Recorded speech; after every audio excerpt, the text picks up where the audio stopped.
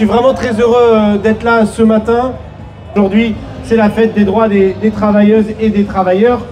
Et je voulais faire cette première intervention avec un peu de solennité pour rendre une nouvelle fois hommage et dire toute notre solidarité avec Jean-Paul Delescaux, le secrétaire départemental de la CGT du Nord, injustement mis en cause pour apologie du terrorisme.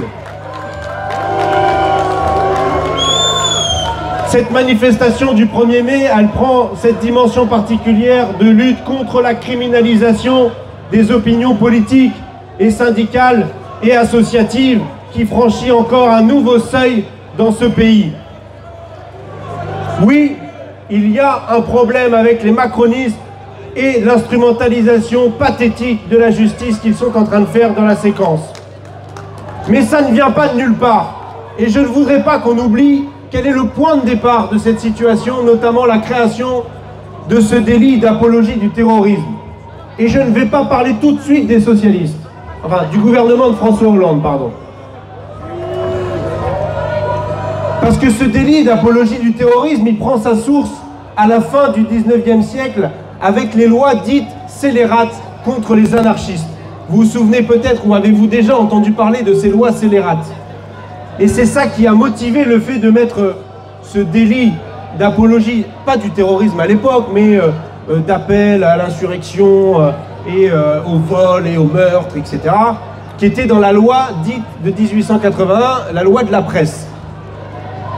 Et puis, il y a eu un certain nombre d'évolutions successives. Et la dernière en date a été celle d'apologie du terrorisme mise dans le code pénal en tant que tel. Et ça, c'est l'œuvre d'un certain Bernard Cazeneuve.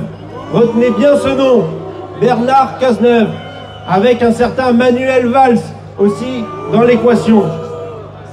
Tous ces gens qui, évidemment, vous le savez, ont déjà fait du mal aux libertés publiques, aux libertés fondamentales. Le même Cazeneuve qui, vous le savez, a mis en place l'article 435-1 du Code de sécurité intérieure sur les refus d'obtempérer. Voilà à quoi nous avons affaire. Et dès le vote de ce texte, tout le monde a décrié la possibilité d'abuser de ce délit d'apologie du terrorisme contre la liberté d'expression militante, politique, syndicale, associative. Et pour cause, on avait déjà des craintes, car souvenez-vous, avec l'état d'urgence en tant que tel, en 2016, activé après les attentats, les attaques du Bataclan et de Charlie Hebdo, où déjà à l'époque, dans le cadre de la COP21, c'était les militants écologistes qui étaient assignés à résidence, interdits de manifester sur la base de l'état d'urgence. Parce qu'au début, on vous raconte qu'effectivement, sur l'apologie du terrorisme, comprenez, c'est celui qui va faire circuler sur Internet des vidéos de décapitation par Daesh et que c'est ça qu'on va... Tout le monde est d'accord pour dire que c'est scandaleux de faire ça. Ne vous inquiétez pas, jamais de la vie. On ira embêter un syndicaliste qui donnerait un avis, par exemple, sur un conflit entre Israël et la Palestine. Évidemment, vous savez, vous connaissez déjà la suite de l'histoire. Et je terminerai et conclurai en disant qu'il y a effectivement ce qu'a fait Bernard Cazeneuve, la loi qui a été votée en question, et puis l'usage qui en est fait maintenant par les macronistes. Oui, Éric Dupond-Moretti a une responsabilité première et entière dans le fait que des militantes et des militants soient convoqués par la justice pour ce délit d'apologie du terrorisme. Il a lui-même signé une circulaire de politique pénale le 10 octobre dernier, demandant au procureur de la République de tout le pays de poursuivre les militants pour apologie du terrorisme quand ils émettaient un avis sur le conflit. Il y avait déjà eu des tentatives précédentes d'ailleurs, avec Sylvain Maillard à la manœuvre dans la mandature précédente, pour dire que l'antisionisme devait être considéré comme un antisémitisme et être pénalisé de cette manière. Voilà les étapes suivantes et successives.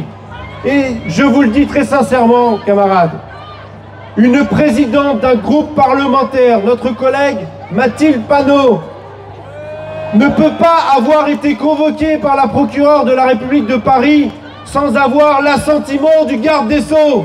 C'est impossible. Évidemment qu'il se passe des coups de téléphone avant.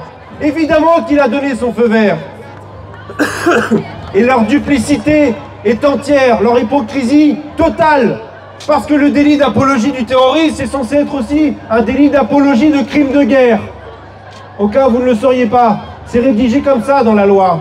Mais moi, je vois des tas de gens faire des délits d'apologie de crimes de guerre en ce moment. Des crimes de guerre perpétrés par l'armée israélienne en Palestine. Hein? Et la convocation de Meir Habib, elle est où? Il n'y en aura pas, et vous le savez très bien. Il n'y en aura jamais, vous le savez parfaitement. Parce que c'est pas ça qu'ils veulent poursuivre. Et le pire dans cette histoire, c'est qu'il y a des juges du siège pour condamner derrière. Et ne pas faire la part des choses entre ce qui est de la liberté d'expression et ce qui est nécessairement doit pouvoir être poursuivi pour apologie du terrorisme. Parce que dans la loi, ils ont dit que l'apologie du terrorisme, c'était pas forcément de dire directement que tout ça était génial. Non, c'était de porter un jugement positif sur ce qui s'était passé. Et avec ça, bah, débrouillez-vous.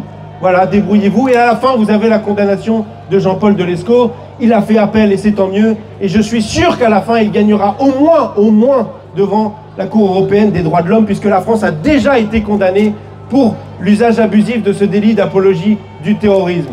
Alors aujourd'hui, c'est une journée de résistance, à la fois pour les droits des travailleurs, mais aussi et surtout son corollaire, la liberté d'expression et de manifestation. Bonne fête, camarades!